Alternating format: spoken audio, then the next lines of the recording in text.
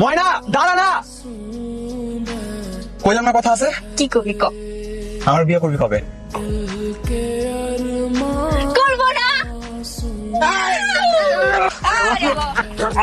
দাদু উঠে।